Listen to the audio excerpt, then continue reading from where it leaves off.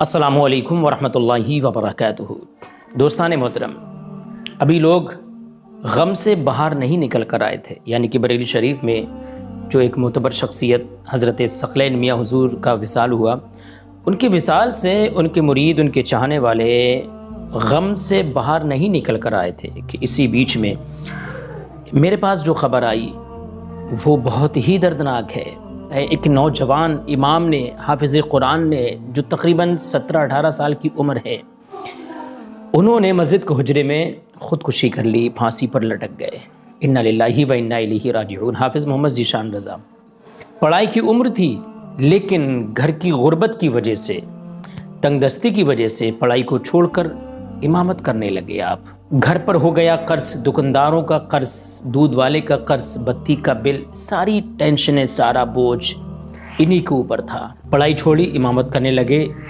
بستی کے لوگ کیول 5,000 روپے دے رہے تھے، جبکہ اگر خدا نخواستہ کسی کو کوئی تکلیف ہو جائے، کوئی بیماری ہو جائے انہی کے گھر میں یا کسی اور کے گھر میں، انہی کے گھر کی بات کر لیتے ہیں، اگر سٹی اسکین ڈاکٹر لکھے تو 5500 کا سٹی اسکین ہوگا، تو 5,000 میں ایک جانچ ہو گئی۔ اب کہاں سے دوا لیں گے، کہاں سے گھر کا چولہا جلائیں گے، کہاں سے گیس سلنڈر آئے گا، کہاں سے بتی کا بل جمع ہوگا، کہاں سے بچوں کے خرچ پورے ہوں گے، کہاں سے فیس جمع ہوگی، کہاں سے کپڑے لتے، کہاں سے شادیوں میں جو 100 200 300 روپے کی قسطیں دی جاتی ہیں وہ کہاں سے دی جائیں گی، پورا مہینہ کہاں سے کاٹا جائے گا۔ یہی پریشر، یہی پریشانی، یہی غربت، یہی تنگ دستی امام صاحب کو پنکھے پر لے گئی، اور پنکھے سے امام صاحب اللہ کے گھر پہنچ گئے۔ 5,000 روپے ہم لوگ قوالوں پر ذرا سی دیر میں اٹھا دیتے ہیں۔ کوئی لڑکی ڈانس کرنے آ جائے تو 5,000 روپے گڈی ذرا سی دیر میں، 5 منٹ میں، اور وہ 30 دن ڈیوٹی دے رہے ہیں امام صاحب۔ آپ کے لیے دعا کر رہے ہیں گڑ گڑا کر، یا اللہ میری بستی کی حفاظت فرما، یا اللہ میرے بستی میں جتنے لوگ رہتے ہیں سب کے بچوں کی حفاظت فرما، ان کو روڈ کے حادثوں سے، ایکسیڈنٹ سے، بیماریوں سے دور فرما، اللہ ان کے کاروبار میں برکت فرما، ان کے بچوں کی صحت اچھی فرما۔ ہم کہیں بھی ہوتے ہیں، سفر میں ہوتے ہیں، کہیں پر بھی ہوتے ہیں، امام صاحب ہیں نا ہمارے لیے دعا کرنے کے لیے۔ امام صاحب اللہ کے گھر میں، اللہ ان کی بہت جلدی سنے گا۔ امام صاحب دعا پہ لگے ہیں ہمارے لیے، ہم ادھر کاروبار کر رہے ہیں۔ جو بندہ آپ پوری بستی کے لیے دعا کر رہا ہے اس کو ہم کیول 5,000 روپے دے رہے ہیں، وہ بھی پوری بستی اکٹھا کر کے، تو ایک گھر سے 50 روپے، 25 روپے، 100 روپے جاتے ہیں، تو 100 روپے میں پورے مہینے امام صاحب سے آپ دعا کرواتے ہیں، پورے مہینے میں امام صاحب سے آپ اذان پڑھواتے ہیں، نماز پڑھواتے ہیں، جھاڑو بھی لگاتے ہیں، بچوں کو بھی پڑھاتے ہیں، ہر جمعرات کی آپ کے یہاں فاتحہ بھی پڑھتے ہیں۔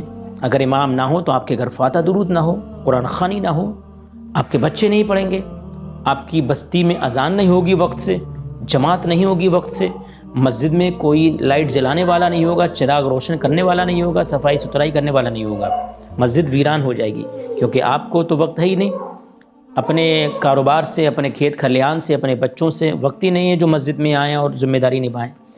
بہت افسوس کی بات ہے یہ بستی والوں کے لیے، بہت ہی افسوس کی بات ہے ہم سب کے لیے، بستی والوں کو سوچنا چاہیے۔ خبر ہے اسکرین پر آپ دیکھ سکتے ہیں، کانپور 20 اکتوبر اوریا ضلع کے پھپون تھانہ علاقے میں ایک گاؤں کی مسجد کے کمرے میں جمعے کے روز ایک امام نے پنکھے سے لٹک کر خودکشی کر لی۔ نماز پڑھنے گئے لوگوں کی اطلاع پر پہنچی پولیس نے لاش کو پوسٹ مارٹم کے لیے بھیج کر معاملے کی تفتیش شروع کر دی۔ کانپور دیہات ضلع کے رسولہ آباد تھانے کے 20 سالہ امام ذیشان رضا نندپور میں گاؤں کے کنارے پر واقع مسجد میں نماز پڑھاتے تھے۔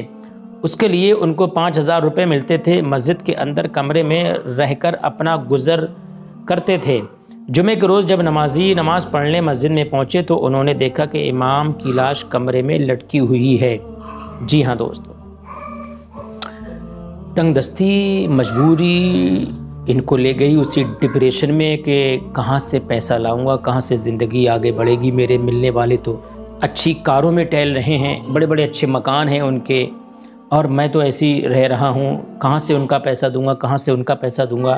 پروگرام کرنے چلا جاتا ہوں تو مسجد کے لوگ کہتے ہیں امام صاحب ابھی تو گئے تھے یار چھٹی پر، اب پھر چلے گئے یار، ان کو نکالو، اگر میں یہاں سے نکل گیا پھر میرا کیا ہوگا یار۔ اسی ڈپریشن میں آ کر ان کو زندگی اچھی نہیں لگنے لگی، اور ان کو سب سے اچھا لگا کہ یار میں اپنی زندگی کو یہیں ختم کر دیتا ہوں، یہ ساری جھنجھٹیں ختم ہو جائیں گی۔